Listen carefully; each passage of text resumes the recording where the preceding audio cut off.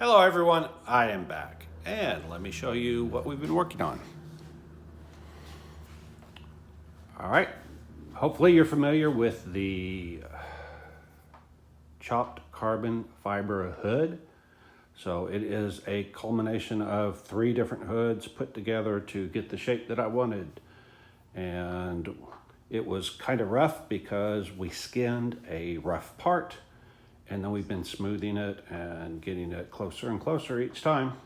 Still not quite there. You can see a little bit of surface texture, but we found out we just keep on putting on epoxy, sanding it flat, putting on epoxy and sanding it flat, pretty much just like you do with body filler. Only in this case, it's epoxy. Difference is epoxy sucks to sand, but the good thing is you can use really coarse sandpaper. We've been experimenting and we are down to 60 grit sandpaper on a DA, 80 grit on a sanding block, and it does fine because the epoxy's thick enough to fill in the scratch marks from those. And so we just put it on and sand it down. This is the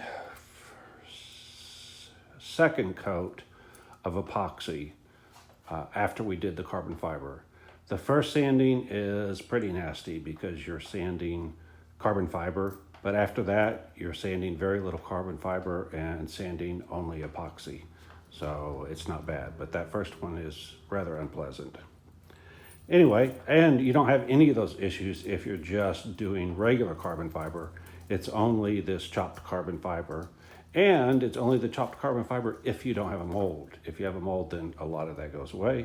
But both of these parts, we did not have a mold, so we had to skin them and then pull off the skin.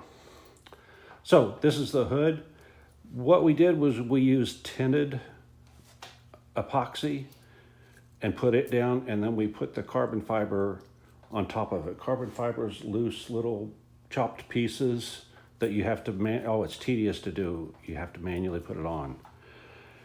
And then we put the tinted epoxy on top of it. Well, you can change the color significantly using the same mixtures, but different amounts of carbon fiber and tinted epoxy. So this one has heavier carbon fiber and not as much tinted epoxy. If I kept sanding, it would be more and more tint, red tint, rather than the chopped carbon because I would be sanding through the chopped carbon. But again, that's the nasty part when you're sanding that chopped carbon. This over here is the roof section, and it is different in that we used more of the tint and less of the, actually same amount of chopped carbon fiber, it's just we used more tint on top of it. So that's why it's more red.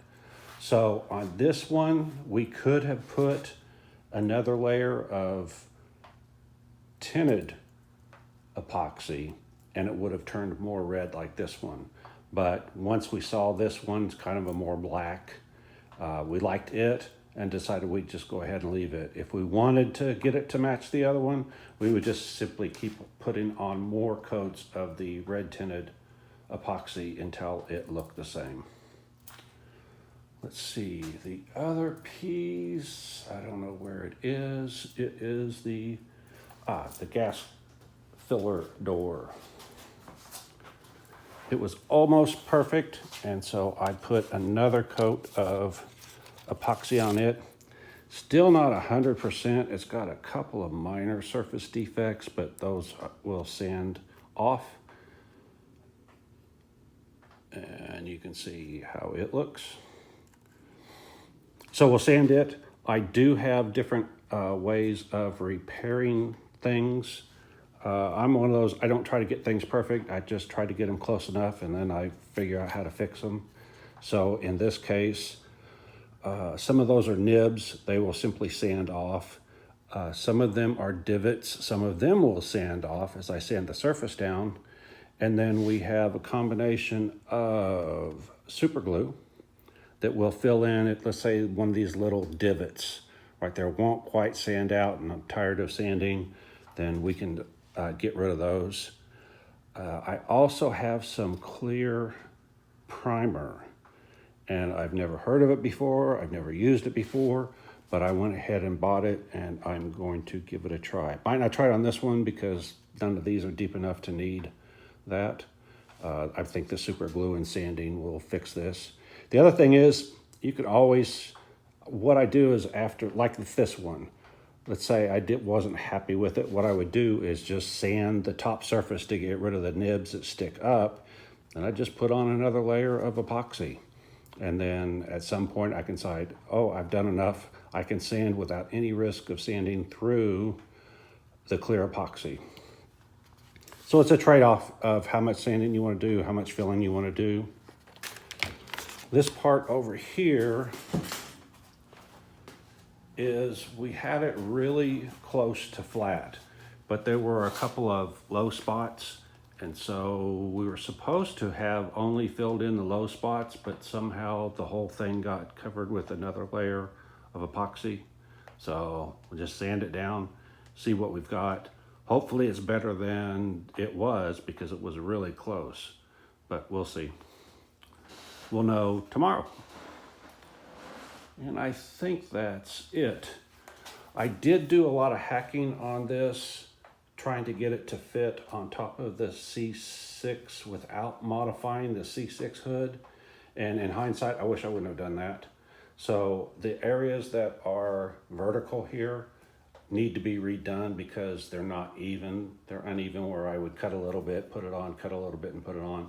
And instead now I just cut away the C6 hood and said, all I need is the latch mechanism and the hinges, and that's it. So the rest of it, I was trying to use the factory supports and they just got in the way too much.